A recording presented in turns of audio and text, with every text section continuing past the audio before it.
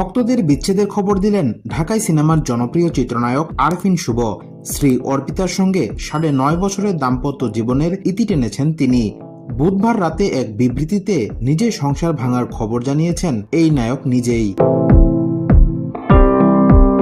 দেশের এমন পরিস্থিতিতে ব্যক্তিগত জীবনে বিচ্ছেদের খবর জানানোর জন্য দ্বিধা ও সংকোচ বোধ করেছেন উল্লেখ করে আরফিন শুভ বলেন, দেশের এমন পরিস্থিতিতে ব্যক্তিগত কোনো কিছু জানাতে যথেষ্ট দ্বিধা ও সংকোচ বোধ করছি।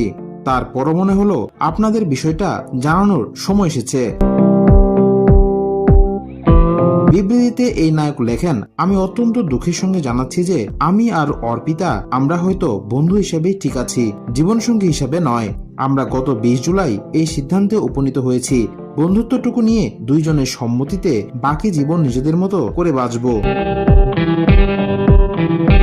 প্রাক্তন স্ত্রীর প্রতি কৃতজ্ঞতা জানিয়ে শুভ লেখেন, অনেক চড়াই উতরাই এর পরও অর্পিতা আমার এবং আমার মায়ের জন্য যা করেছেন সেটার জন্য তার প্রতি চিরকৃতজ্ঞ এবং চিরঋণী।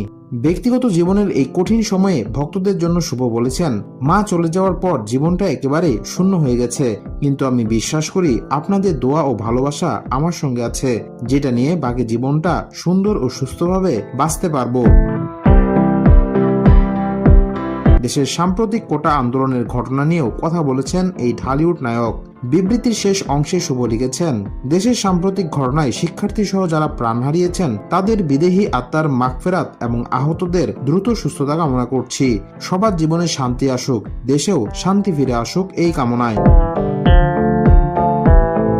ফ্যাশন ডিজাইনার অর্পিতার সঙ্গে 2015 সালের 6 ফেব্রুয়ারি বিয়ের পিঁড়িতে বসেন আরফিন শুভ।